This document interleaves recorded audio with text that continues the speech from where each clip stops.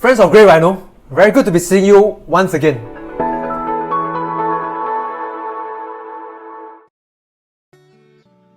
Okay, the next I'd like to share, which is really the different type of equities. Yeah, because a lot of people think that stocks are all the same. They are very, very different. So I try to categorize them so it help you understand better how to distinguish. So in the future, if you buy a company, at least you can put it into a basket. It may not fit squarely in, but you will have a characteristic of that, and hence you know what to expect out of it. Okay, so the different type of companies. The first one I call it structural growth. Later I will explain. Okay, I just show the 4 types. We have structural growth, we have cyclical growth, we have mature and stable, and then we have structural decline. 4 types of companies. Okay, let me go into each of them. Structural growth. Okay. So I share in a nutshell first. What is structural growth? Structural growth companies are growing because of a trend. Yeah. Later I'll share with you through this example. Okay, because of a trend. And hence a lot of time they might not need supercharged economic growth to be growing. Yeah, because they are growing by taking away market share from somebody else. Yeah, and hence it's a structural, which means it's a long-term trend. I illustrate through SPH. Okay. If you look at 20 years ago, there was a saying, SPH is the bluest of the blue chip in Singapore, and I agree. Okay, because at the time there was no internet. If you want to sell a property, you got to publish through SPH. So I just take a newspaper here. Yeah, if you want to apply, you want to recruit somebody, you have to advertise via SPH, and hence SPH can charge whatever price. Fast forward 20 years. Okay, if you want to buy property, do you still advertise on SPH? Okay? No, right? Yeah, because you can advertise on Property Guru, and you can have a video there, you can have so much things there. Yeah, and probably paying less than what you used to pay on SPH as well. So because of that, there's been a migration because of a trend, not because. So Property Guru's business has been picking up, not because of the economic growth, but because they're taking away market share from SPH. I think that's a very important point. For friends who are here, perhaps you can type down in the chat, what do you think are the structural growth companies? Well, Kek Wee is sharing about it. Yeah, sure. Yeah. Then I'll just share another one. So if today you want to sell car, where would you go? Or you want to buy car? Car buyers, where do you go to find? Okay? Unlike, I don't think it's SPH, right? Do you still flip the newspaper? I've not bought a newspaper for a long time actually. Coming to think about it. I haven't been reading a newspaper for I don't know how long. Yeah, exactly. So that is the trend. Yeah. And hence nobody want to publish advertisement in SPH or in newspaper if I can't get eyeballs. And hence, yeah, SG Kamat I see from Timothy. Yeah. SG Kamat, exactly, that's where people go to. And thirdly, if you want to look for jobs, what could be a place where we go to? Job Street. Job Street, yes. Okay. Jobs DB. Jobs DB, okay. I just put one example here. LinkedIn. Okay. True. LinkedIn, which most of us will have. Hit hunt directly from there. Yeah. Also, that's what I call the structural growth. So that means for SPH, it's a structural decline because its market share is taken away from it because of a structural trend. And the company that takes market share away, like LinkedIn, are called structural growth. Okay, so I hope that through this example, I give you a better understanding what I mean by structural growth. I have friends over here saying Carousel, SG Kamat, Telsa, Glassdoor, Alibaba. Yes, so I agree those companies are structural growth. However, I'd like to caution, it does not mean structural growth company will all do very well. Okay, if it's just because of that, I think investing would have been very easy. Of course, there have been a lot more other things to look into. But I have to say that structural growth companies in this age of disruption represents, I say, probably a must-have type of companies in your portfolio if you are an investor. Because they represent, I'll show you my next slide here. Yeah, they represent some of the opportunities, they represent some of the highly relevant business models. And because of that, they are growing very fast because they are taking away market share from the incumbents. Okay, and that is an opportunity which makes me feel one should have such companies in your portfolio. Of course, it might vary in terms of the allocation. Yeah. And in terms of risk, there are as well. because in this segment is where all the hot money is today. Okay, so all the hot money is flooded into this area in the last few years. Yeah, so definitely in terms of earnings multiples, it's high. Okay, so where do I see these type of companies in this year? I think in this year, such companies have the most run up last year. Okay, during the COVID lockdown, and because of that, and such companies are usually more susceptible to rise in interest rates. Hence, I think in this year, such companies will probably have bouts of volatility, because I think rates might pick up some more as the economy reopens, yeah, and inflation pick up, I think, in the second half of this year. Yeah, so that as rates pick up, there might be bouts of volatility in such companies, which I think might create buying opportunities for such company. Yeah, but I say we need to do proper risk management, because how to prevent this risk, which is we still need to care about valuation. Yeah, we cannot throw valuation out of the window. Yeah, just buy so long as it's got exciting growth prospect, we buy it. I think some of these companies could become giants, but a lot will fail as well. So we still need to care about valuation, need to buy it at not too expensive a price. Yeah. I have to say it's definitely more expensive than 5-10 years ago, because such companies has all run up. Okay, so that's where I see of these companies.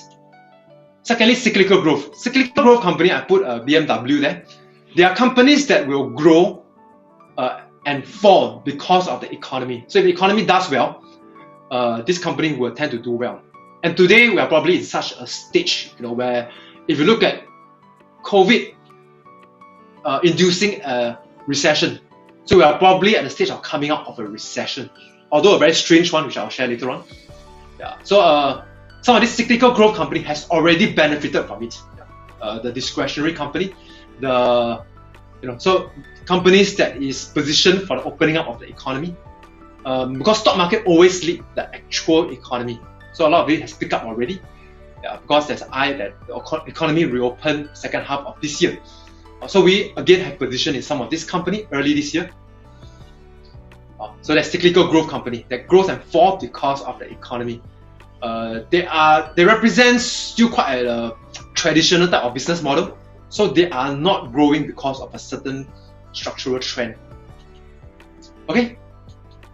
So then the opportunities here, they are the main beneficiaries of economic growth, which is what we are currently seeing. However, I say that the easy gains of this company has already probably passed us already. I think there's some more rooms to be had, some more gains to be had into this year. But I think it's important to be careful of quality. Yeah. At the start of it, lock, stock and barrel, the good and lousy company both benefited from it, because they've been depressed during the COVID. So they've all rebounded. But from here onwards, I think paying attention to quality is important, because the low quality one, I think the gains are already had. Okay, so the opportunities are, as you see. So the risk, if the economy goes into a recession again, they are the chief victim, because I say they're highly leveraged onto the economy.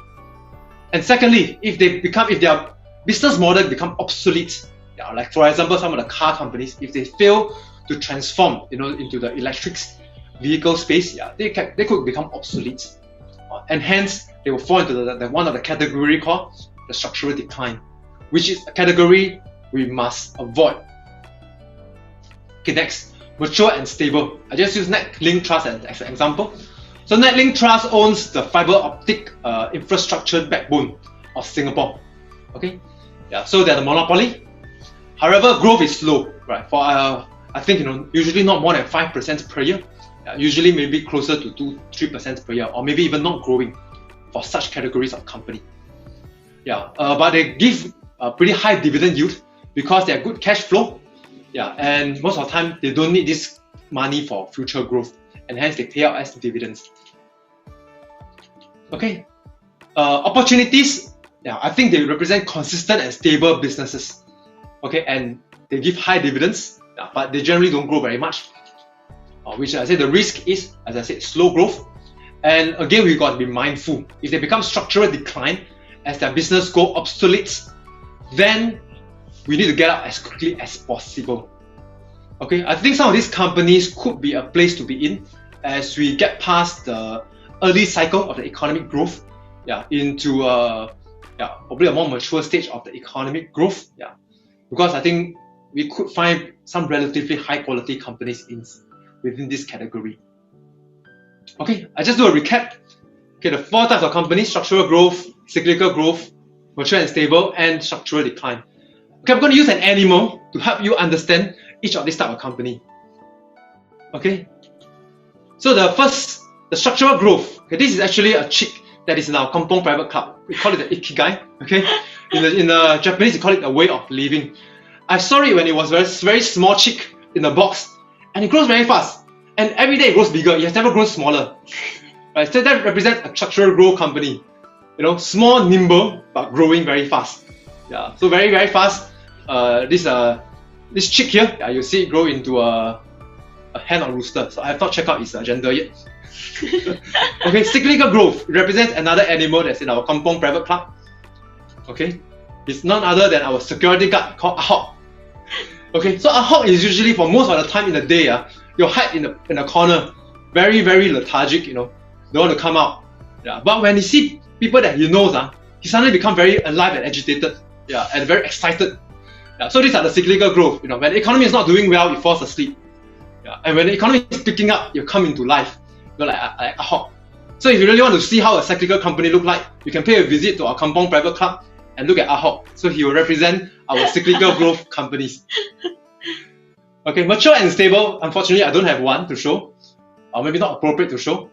Okay, so I use an elephant to show. Like when you, so they are big and steady. But you know, the animal chess game, which is the animal that elephant is most afraid of? The mice, right? Yes, the small little mice. The rats. Yeah, yes. they can win the elephant, the only animal. Okay, so it's the same. What I'm trying to show here is a structural growth company, a small, nimble company, yeah, can dislodge a mature and stable company. Like the mice you can kind of kill elephants in the animal chess game. Okay, and the last one, structural decline. Yeah, I'll put it as the dodo bird, yeah, which is already extinct. Okay, so such companies we got to avoid at all costs, yeah, because it will go the way of the dodo bird. Yeah, that is usually very hard to turn around. I mean, there are some successful stories may turn around, like Apple, when Steve Jobs took over, but I say they are by far the minority.